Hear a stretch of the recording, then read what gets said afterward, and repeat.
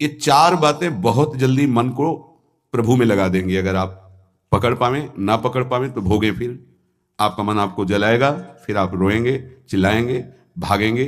कहां भाग के जाओगे? जो संसार में फंसे हुए जन है वो तो भाग के यहां आ रहे हैं। राधे राधे प्रिय मित्रों, महाराज जी ने बहुत ही सुंदर बात कही है। यदि हम इन 4 चीज़ों को अपने जीवन में उतारते हैं तो हम सफल हो जाएंगे। श्री जी की शरण में यदि आप अपने मन को संभाल नहीं पाए तो फिर कहां भाग के जाओगे? इन्हीं की शरणागति से तो निर्विकार हुआ जाता है, निश्चिंत हुआ जाता है, निर्भय हुआ जाता है। इनके चरणों को छोड़कर कहां निश्चिंतता होगी, कहां निर्भयता होगी? पहला, बिल्कुल ये जीवन की वो दवा है जिससे आप बिल्कुल ठीक हो जाएंगे यदि ये जीवन में उतार लें तो। हृदय में लिख लो, दिमाग में लिख लो, किसी नोटबुक में लिख लो, जो आप रोज स्वाध्याय करें। पहला, जहां जहां मन जाए, जिस वस्तु व्यक्ति स्थान में तत्काल अपने प्रिया प्रीतम की भावना कीजिए। ये राधा वल्लभ लाल जी है। क्योंकि ये व्यक्ति पहले भी नहीं था, बाद में भी नहीं रहेगा। बीच में जो व्यक्ति दिखाई दे रहा है, ये व्यक्ति नहीं, मेरे प्रभु है। वस्तु नहीं, मेरे प्रभु है। ये स्त्री नहीं, ये प्रभु हैं। ये पुरुष नहीं, ये प्रभु है। ये पापी नहीं, ये प्रभु हैं। ये महात्मा नहीं, ये प्रभु हैं। मान लो, सवाल हल हो जाएगा। दूसरा, जहां जहां मन जाए वहां वहां मिथ्यात्व भाव करके, ये सब माया का विलास, राधा वल्लभ श्री हरिवंश, राधा वल्लभ। और मन का एक स्वभाव है, जहां हम परिचय उसका ये जान जाते हैं स्वभाव का, तो हम उससे शासन में ले लेते हैं। लोग परिचय नहीं जानते हैं।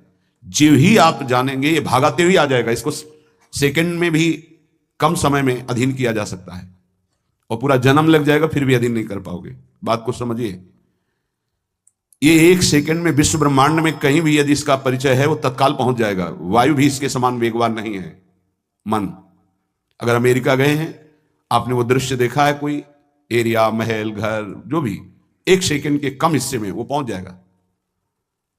ऐसे मन को प्रभु में लगाने के लिए जहां मन जाए, और जाना कि गया, इतना सावधान साधक होना, गया वो तत्काल आ जाएगा, उसको बुलाना नहीं पड़ेगा, वो तत्काल लग जाएगा। राधा वल्लभ श्री हरिवंश, राधा वल्लभ श्री हरिवंश, राधा वल्लभ।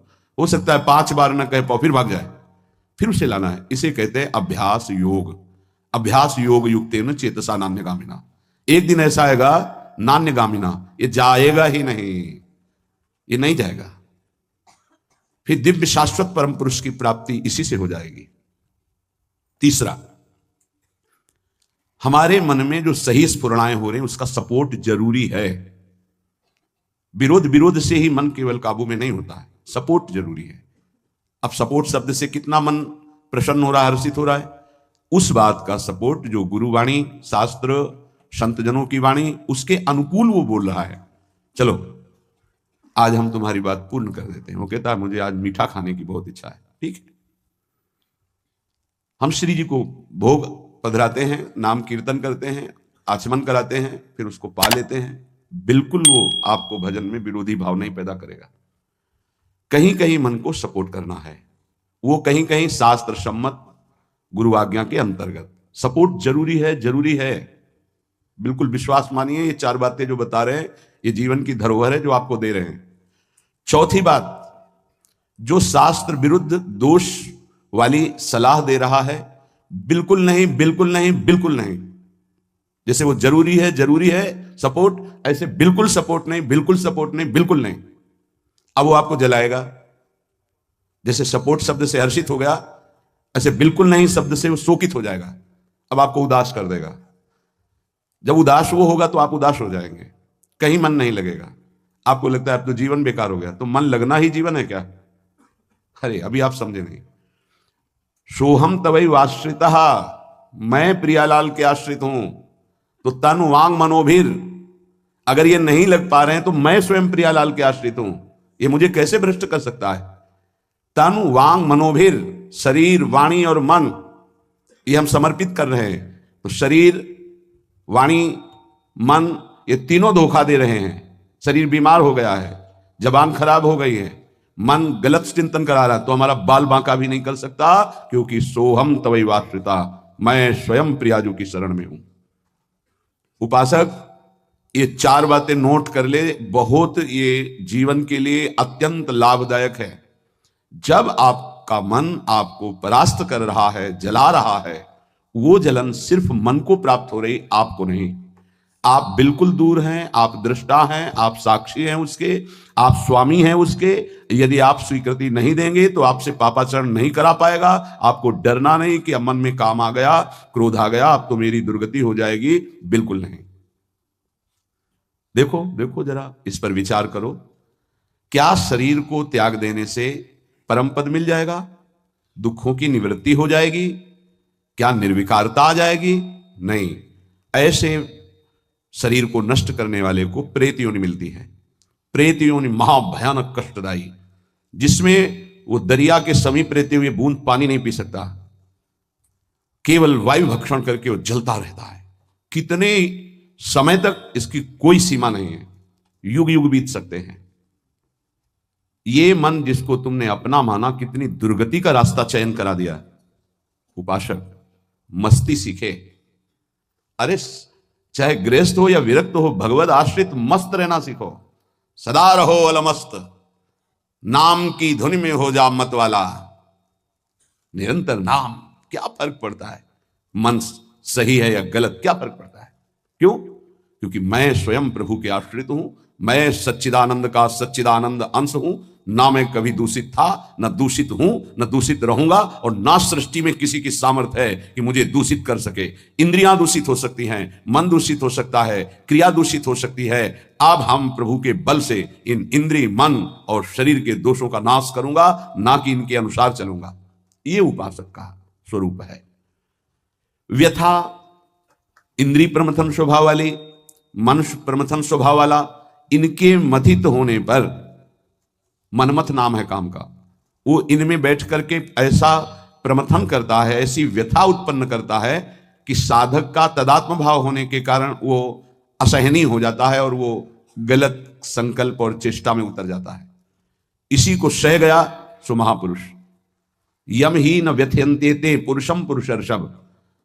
हे पुरुषों में श्रेष्ठ अर्जुन, अर्थात वो पुरुषों में श्रेष्ठ पुरुष है जो प्राप्त व्यथा को सह जाता है।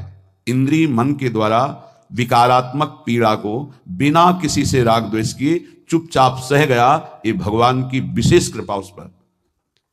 हमारा मन क्या बुद्धि के साथ सोचवाता है कि जब हमें जो काम सताया, लोभ मोह ममता जो भी, हमें वो तत्काल मिल गया और हम शांत हो गए तो सौभाग्य समझते हैं। दुर्भाग्य है उस उपासक का जो चाहे और उसको प्राप्त हो जाए, दुर्भाग्य है उसका। सौभाग्यशाली वो है जो चाहे और ना मिले और जलता हुआ सह गया, उसे वो चीज मिलेगी जो त्रिभुवन में किसी को किसी साधना से नहीं मिलती। यम ही न व्यथयन्ते ते पुरुषम पुरुषर्षभ शम दुखा सुखाधीरम स्वमृतत्वाय कल्पते। वो अमृत पद का अधिकारी हो गया, वो अमर हो गया, अविनाशी हो गया, वो अविनाशी पद में आरूढ़ हो गया जो इस व्यथा को सह गया। व्यथा को सहने वाला वही होता है जो व्यथा का दृष्टा बनता है, भोगता नहीं। तुम दृष्टा हो, बात समझिए। आपने देखा आपका मन गलत कर रहा है, ये आपने देखा, आप में नहीं है, मन में है।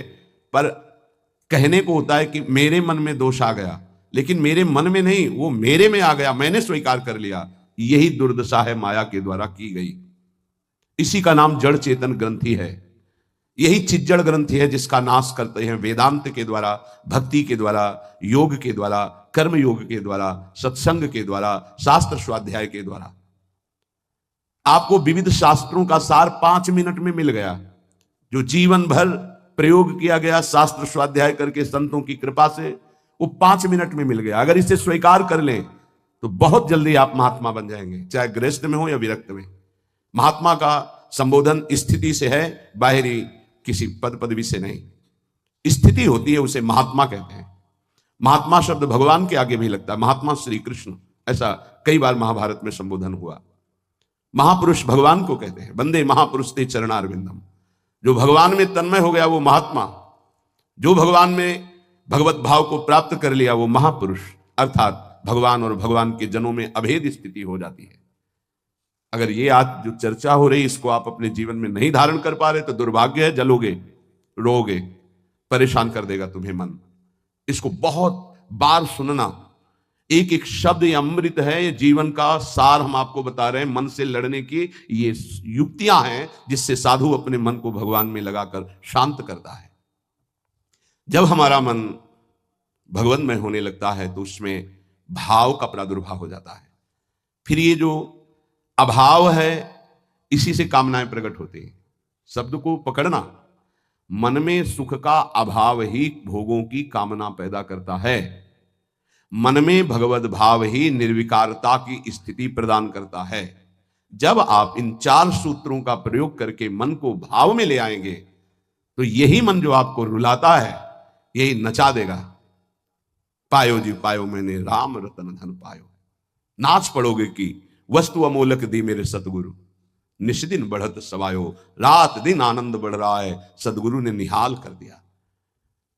किसी को ऐसा लगता हो कि हाथ रखने से ये विकार नष्ट हो जाते हैं, आज तक हमने कहीं शास्त्र में नहीं पाया ऐसा, कई संतों से ऐसा नहीं पाया। सबने उपदेश दे करके, कृपा शक्ति दे करके साधन में लगाया और उसको परिपक्व किया, उपासक को बलवान बनाया। अगर ये आशीर्वाद से होता तो उपदेश ना देकर सबके हाथ माथे पे रख देते, भगवान सबका मंगल करें, सब निर्विकार हो जाएं। कभी ऐसा नहीं हुआ है, ना ऐसा हो सकता है। हम जब संतों के वचन पर श्रद्धा करते हैं और उसको स्वीकार करके आचरण में लाते हैं तो वही आशीर्वाद हो गया कि हमारा पुरुषार्थ सार्थक हो गया। हमारा प्रयत्न गुरुदेव के वचनों के अनुसार, प्रयत्न की शक्ति गुरु कृपा, तो आगे जो भक्ति का रंग वो गुरु कृपा, मोक्ष जो वो गुरु कृपा, भगवत साक्षात्कार गुरु कृपा, पर उसमें हमारी पूरी शक्ति उनकी आज्ञा पालन में लगी है। इसीलिए प्रधान कृपा हमारी हुई। हम प्रधान कृपा अपने ऊपर नहीं करते, और तो सहायक कृपा सब है। भगवान की कृपा, मानव देह मिला, सत्संग मिल रहा है। गुरु की कृपा, स्वीकार किया, मंत्र दिया, नाम दिया, उपदेश कर रहे हैं। शास्त्र कृपा, हमें सुलभ मार्ग, भगवत मार्ग, उससे नाना प्रकार के बचाव पक्ष की बातें, उसमें आसक्त होने की बातें दोनों बताई गई। परमार्थ में कैसे आसक्त हुआ जाता है, परमार्थ में कैसे बचा जाता है, शास्त्र कृपा भी है। अपनी कृपा हम नहीं कर पा रहे। अपनी कृपा, अब हमको इस संसार समुद्र से मुक्त होना है, डूबना नहीं, इसमें पार जाना है। अब मुझे वही करना है जो मेरे गुरुदेव कहते हैं, शास्त्र कहता है। अब इसके विपरीत नहीं।